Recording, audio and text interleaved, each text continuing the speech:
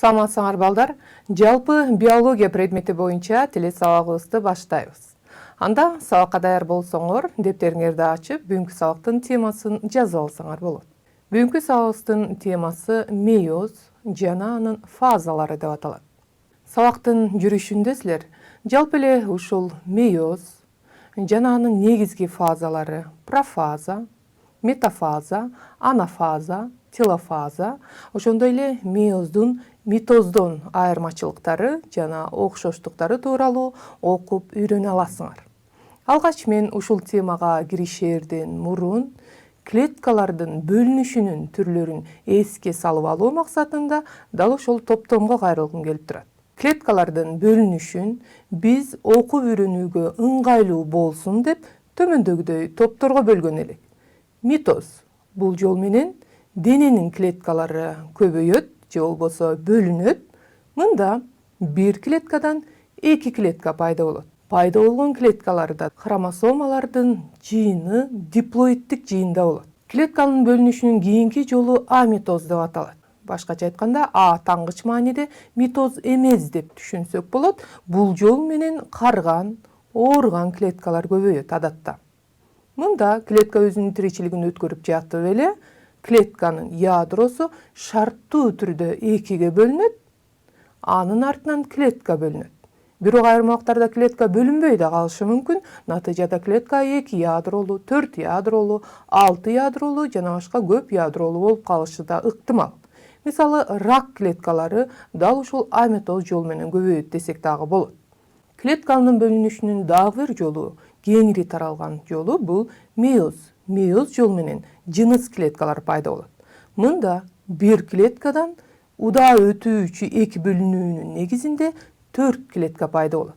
Бирок митоздон айырмасы мейоздун натыйжасында 4 клетка пайда болот жана пайда болгон клеткаларда хромосомалардын жыйнагы же саны гаплоидтик санда болот. Мынакей биз жалпы жонунан клеткалардын бөлүнүшүнүн түрлөрүн карап алдык. Бүгүнкү сабагыбыз мейоз деп айтып өттүк. Мейоз жол менен жыныс клеткалары пайда болот. Кантип пайда болот деп турсаңар, анда биз башынан баштап көрөлү. Ургаачылык жана эркектик организмдердин жыныс бездериндеги клеткалар диплоидтик хромосомалык жыйындагы хромосомалардын санын кармап жүрөт. Ушул жыныс бездеринин жетилүү зонасына келгенде алар мейоз жолу менен көбөйүп, натыйжада жыныс клеткалары пайда болот. Мисалы, ургаачылык жыныс клеткасы жумуртка клеткасы жана эркектик жыныс клеткасы сперматозоид дагы мейоздун натыйжасында пайда болот. Бирок бул клеткаларда хромосомалардын жыйнагы гаплоидтик хромосомалык жыйынды кармап жүрөт. Мисалы, айталы адамдыкы n барабар 23, жумуртка клеткасында дагы сперматозоидда дагы 23 сандагы хромосоманы кармап жүрөт экен. Бирок булардын диплоидтик саны кийин уруктануу мезгилинде калыбына келет деп айтсак болот. Ошентип биз анда мейоз менен митозду салыштырып көрөлүчү.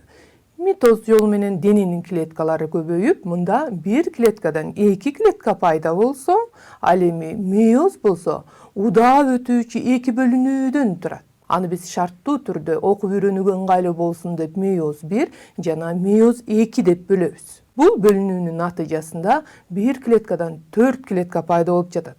Бирок пайда болгон клеткаларда хромосомалардын жыйнагы гаплоидтик санга барабар. Башкача айтканда, гаплоидтик хромосомалык жыйынды кармап жүргөн клеткалар пайда болот. Мисалы, адамдыкында жыныс клеткаларында 23-төн хромосомалар кармалган, ал эми дененин клеткалары митоз жол менен көбөйөт дедик. Бул клеткалар диплоидтик хромосомалык жыйынды кармап жүрөт.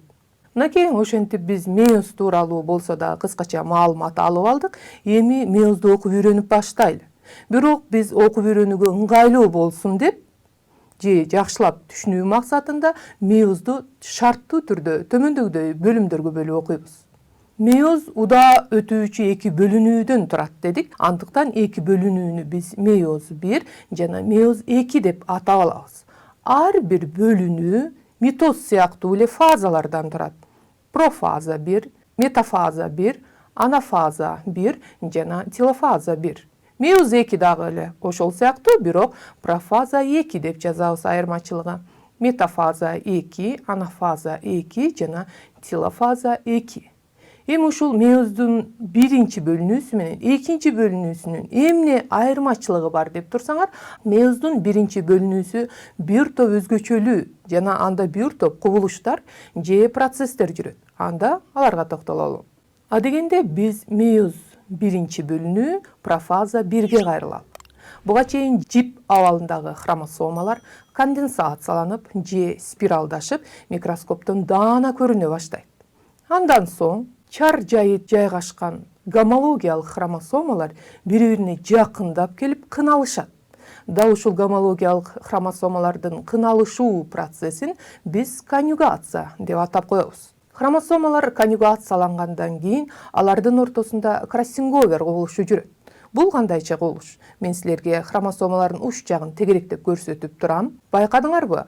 Биринчи алдыңкы кызыл түстөгү хромосоманын уч жагындагы гендердин жыйындысы же окшош участактары артында турган көк хромосоманын учундагы гендер менен алмашты. Башкача айтканда, гомологиялык хромосомалар окшош участактар менен алмашып отурат. Ушул кубулушту биз кроссинговер деп атайбыз. Андан соң ядронун кабы жоюлат дагы хромосомалар эркин абалында цитоплазмага чыгат.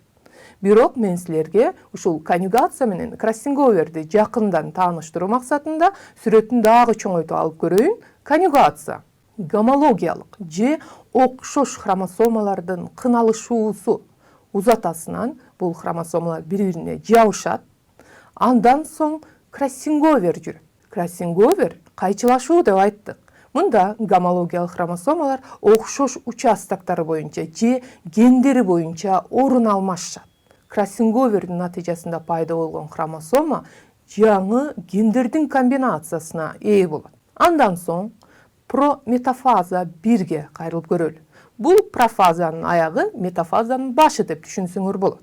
Бул жерде силер өзүңөр көрүп тургандай центриолдор эки уюлга жылып, бөлүнүүнүн өрмөк жипчелери пайда болуп тургандыгын көрүп турасыңар. Ушул бөлүнүүнүн өрмөк жипчелери ар бир хромосомага барып бекийт. Кантип бекийт? Мынакей мейоздо бекиген гомологиялык хромосомаларды же эки хромосомалар биринин артына экинчиси кыналышча жайгашкандыгын көрүп турасыңар. Бирок ал митоздон эмнеси менен айырмаланат? Ал үчүн мен силерге митоздун да дал ушул эле прометафазасындагы хромосомалардын абалын көрсөтүп коеюн. Бул жерде митоздо ар бир хромосома эки түгөй хроматидден турат дагы хроматиддердин центромерлериндеги кинотахорлордун ар бирине микротүтүкчөлөр же болбосо бөлүнүүнүн өрмөк жипчелери келип бекип жатат. Ал эми мейозго көңүл бөлгүлөчү, айырмасы эмнеде болуп турат? Мында гомологиялык хромосомалар ар бир хромосомада экиден хроматид турат, бирок бөлүнүүнүн өрмөк жипчелери же микротүтүкчөлөр ушул хроматиддердин биринин гана центромериндеги кинотахорлорго келип бекип жатат. Көрдүңөрбү айырмасы эмнеде экендигин? Андан соң метафаза 1 башталат. Мында көрдүңөр хромосомалар борборго экватордук тегиздик боюнча жайгаша баштады, центриолдор эки уюлга кетти дагы, андан соң метафазалык пластинка пайда болду. Дал ушул абалында хромосомаларды фотографиялап, санап, анын диплоиддик жыйынын дагы чыгарып алууга мүмкүнчүлүк түзүлөт. Андан кийин анафаза 1 башталат. Байкадыңарбы, микротүтүкчөлөрдүн уюлдарга кыскарышынын натыйжасында бул эки хроматидди кармаган хромосомалар эки уюлду көздөй тартылат. Качан эки уюлга барып токтогондо анафаза бүтөт. Андан соң телофаза башталат. Башкача айтканда, бул этапта клетканын ортосу ичкерип келип, мындайча айтканда жик пайда боло баштайт дагы, анан ядро калыптанат. Көрүп турасыңарбы, клетка экиге бөлүнө баштады. Ядро калыбына келди, эки клетка пайда боло баштады. Же болбосо биз муну цитокинез деп да атасак болот. Цитокинез бул цитоплазманын бөлүнүшү, же болбосо пайда болушу деп түшүнөсүңөр. Мынакей бир клеткадан эки клетка пайда болду. Азыр балдар, биз силер менен мейоздун биринчи гана бөлүнүүсүнө токтолуп бүттүк. Натыйжада бир клеткадан эки клетка пайда болду. Пайда болгон ар бир клеткаларда хромосомалардын саны эки эсе азайгандыгын көрүп турасыңар. Эми андан ары эмне болот экен? Цитокинез бүткөндөн кийин интерфаза өтө кыска жүрүшү мүмкүн же жүрбөй да калышы мүмкүн. Мынакей центриолдордун экөө болуп калгандыгын байкап турасыңар. Хромосомалар конденсацияланып же спиралдаша баштайт. Ядронун кабы жоюлат профаза 2-де. Андан соң ушул конденсацияланган же спиралдашкан хромосомаларга бөлүнүүнүн өрмөктүк жипчелери же микротүтүкчөлөр келип бекийт. Анан метафаза 2 башталат. Бирок мен ушул жерде силерге хромосомалардын центромерлериндеги кинотохорлорго микротүтүкчөлөрдүн бекишин кайрадан көрсөткүм келип турат. Жакшылап көңүл бөлгүлөчү. Бирок мейоз 2-нин метафаза 2-си менен мейоз 1 метафаза 1-деги дал ушул хромосомалардын айырмасы бар. Көрүп турасыңарбы? Бул жерде ар бир келип бекиген микротүтүкчөлөр ар бир хроматиттин центромерлериндеги кинотохорлоруна бекип жатат. Жанагыдай бирөөнү эле бекиген жери жок. Демек, клетканын экватордук тегистиги боюнча хромосомалар 2 хроматиттүү хромосомалар жайгашкан соң метафазалык пластинка пайда болот дагы, андан кийин анафаза башталат. Анафазада хромосомаларга көңүл бөлгүлөчү. Ар бир хромосома бирден эле хроматитти кармап калды. Байкадыңарбы, качан анафазада микротүтүкчөлөр 2 уюлга хроматиттерди тартып келген соң, аларды биз хромосома деп атай алабыз. Бир хроматиттен турса дагы булар хромосома деп аталат. Андан кийин телофаза башталат. Хромосомалар кайрадан анын конденсациясы же спиралы жанат, жибалына келет. Ядронун сырткы кабы ичинде ширеси калыбына келет дагы. Цитокинез жүрөт. Ошентип клетка 4 болуп калды. Башкача айтканда, бир клеткадан 4 клетка пайда болду. Мынакей балдар, биз азыр жалпы жана сүрөттөштөрдүн жардамы менен гана мейоздун 1 жана 2 бөлүнүүсүнө токтолуп алдык. Эгерде көз алдыңарга дагы деле жакшы элестүү болбой турса, анда кезектеги видео тасмага жакшылап назар салып, башынан көңүл бөлсөңөр болот. Мейоз ургаачылык жана эркектик организмдердин жыныс бездеринин жетилүү зонасындагы клеткалар мейоз жолу менен көбөйүп, гаплоидтик хромосомалык жыйындагы жыныс клеткаларын же сперматозоидти жана жумуртка клеткасын пайда кылат. Биз азыр мейозго чындап, жакшылап, ички түпкү тегине чейин кайрылып түшүнгөнгө аракет жасап көрөлү. Мейоз удаа өтүүчү 2 бөлүнүүдөн туруп, анын натыйжасында бир клеткадан 4 клетка пайда болот. Мейоз 1 бөлүнүү жана мейоз 2 бөлүнүү. Ал эми митоздун натыйжасында бир клеткадан 2 клетка пайда болот. Митоздун натыйжасында пайда болгон клеткаларда хромосомалардын жыйыны диплоидтик хромосомалык жыйында болсо, ал эми мейоздун натыйжасында пайда болгон клеткаларда гаплоидтик хромосомалык жыйындагы клеткалар пайда болот. Мейоз жүрөрдөн мурун интерфаза жүрөт. Интерфаза эмне экендигин биз билебиз. Бул маалда клетка бөлүнүүгө даярданат. Мисалы, S мезгилинде ДНКлардын репликациясы жүрүп, хромосомалар экеселенет. Ар бир хромосома түгөй хроматиттерден турат. Центриолдор да экеселенет, башка органоиддер да экеселенет. Ферменттер АТФ синтезделет. Хромосомаларды көрүп турасыңар, түгөй хроматиттер бири-бири менен центромерлери аркылуу байланышкан. Хромосомалар конденсацияланып, спиралдашып, микроскоптон даана көрүнүп калган соң профаза 1 башталат.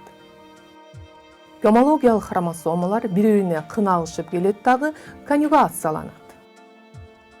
Конъюгациялангандан кийин ушул гомологиялык хромосомалар бири-бири менен окшош участоктор боюнча алмашышат. Же болбосо алардын ортосунда кроссинговер болушу жүрөт. Мынакей гендер менен алмашып жатканын көрүп турасыңар. Демек, хромосомаларда гендердин жаңы комбинациясы пайда болду. Андан соң 2 центриолдор 2 уюлду көздөй жыла баштайт, ядронун кабы жоюлуп кетет, хромосомалар цитоплазмага эркин абалында жайгашат дагы, ушул бөлүнүүнүн өрмөктүк жипчелери же микротүтүкчөлөр гомологиялык хромосомалардын центромерлериндеги кинотохорлоруна келип бекийт. Жана бекүүнүн дагы айырмасын карап өттүк, митоз менен мейоздо кандай айырмачылык бар экендиги. Кайрадан карап коелу. Мейоздо көңүл бөлгүлөчү. Ушул гомологиялык хромосомалардын же 2 хроматитти кармаган хромосоманын биринин гана кинотохорлоруна микротүтүкчөлөр бекип атат, ал эми экинчи кинотохору бош калып атат. Ал эми митоздо көңүл бөлгүлөчү. Ушул хромосоманы түзгөн ар бир түгөй хроматиддин кинотохорлоруна микротүтүкчөлөр келип байланышып атат. Андан соң метафазада хромосомалар экватордук тегиздик боюнча жайгашат. Ушул абалда клеткаларды фотографиялап же сүрөтүн тартып алабыз дедик. Андан соң анафаза башталат. Башкача айтканда, микротүтүкчөлөрдүн кыскарышынын эсебинен эки хроматүттүү хромосомалар эки уюлду көздөй тартылып барат дагы, эки уюлга жеткенде анафаза бүтүп телофаза башталат. Мында ядро калыбына келет, хромосомалардын спиралы жанат, цитокинез жүрөт. Бир клеткадан эки клетка пайда болот же цитоплазмасы ажырайт. Андан соң кыска интерфаза болушу мүмкүн, же адатта болбой да калат. Эң башкысы бул жерде хромосомалар экиселенбейт, көрүп турасыңарбы? Анан профаза 2 башталат, ядро жоюлуп кетти, хромосомаларга жипчелер же микротүтүкчөлөр кинотохорлоруна келип бекийт. Бирок айырмасы ар бир хроматиддин кинотохорлоруна бирден микротүтүкчөлөр келип бекийт.